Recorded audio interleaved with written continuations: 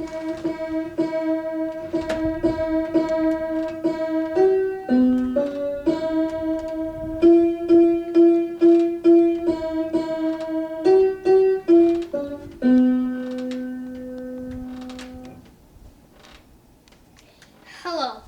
I'm Maxwell-Christmas. Welcome to Stories in the Orchard, the Christmas edition.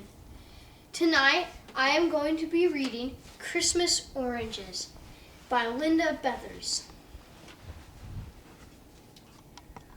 Once there was a little girl named Rose. She lived in an orphanage with other children and she loved them all.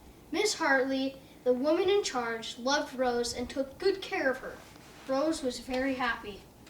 One winter when Rose was 8, many people got the flu and were very sick. Many of the children of the orphanage got sick, and Miss Hartley tried to take good care of all the children, but she got very sick and could no longer take care of the children. Rose was put on a train and sent to another orphanage. When Rose got to the new orphanage, she was sad and scared. She didn't know anyone. It was not warm and comfy like the place Rose used to live. There was not a nice person like Mrs. Hartley. Instead, a mean man named Mr. Crampton was in charge. He didn't seem like he liked children. A girl named Emily, who was 10, made friends with Rose. She told Rose that there were many rules to follow. If you did not follow the rules, you would have to skip a meal or do extra chores or stay upstairs all by yourself. It took a while for Rose to learn all the rules so she would not be punished.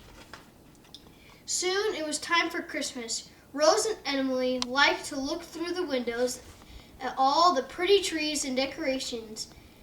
Emily said that Mr. Crampton didn't like Christmas. He would not even put up a Christmas tree until after the children went to bed on Christmas Eve. Emily told Rose that a very nice old man in town always gave a box of oranges to the orphanage. Mr. Crampton used them to decorate the tree, and then each children got to eat an orange for Christmas breakfast. Rose was very excited. She'd never eaten an orange before. She did not know how she could wait 3 more days for such a treat. On Christmas Eve, Rose was so excited that she could not sleep. She was waiting. She waited and waited. Finally, she could not wait any longer. All the children were still asleep, but she went quickly out of her room and tiptoed softly down the hall.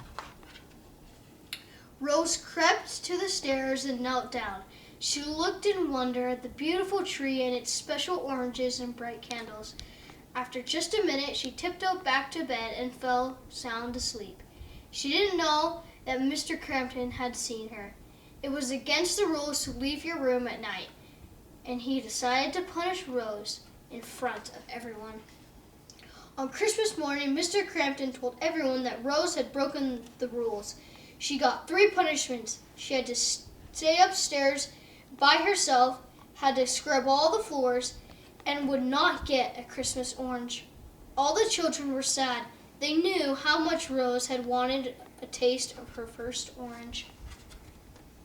All the children but Rose went down for breakfast.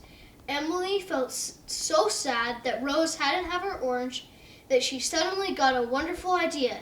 She whispered it to the other children.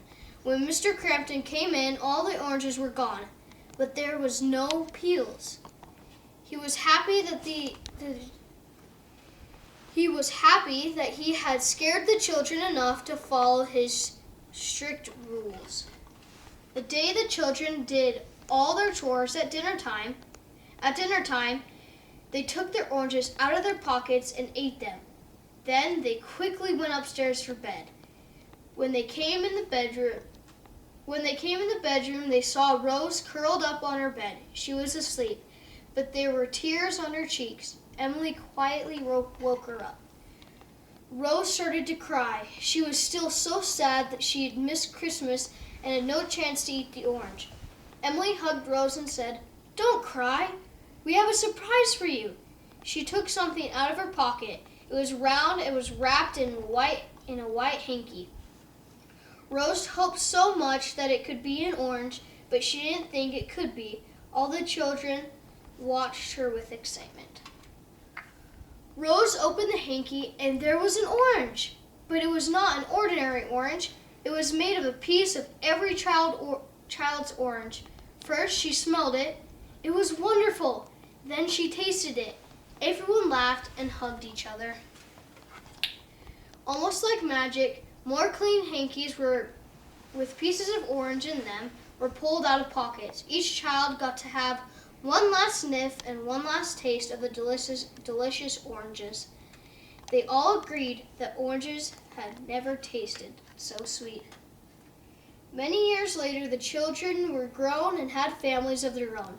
They could buy all the things they wanted, even oranges, but they never forgot the feeling they had as they ate their oranges that one special year.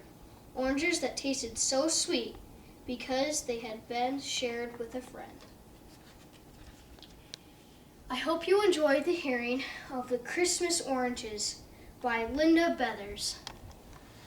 Thank you, and have a very Merry Christmas.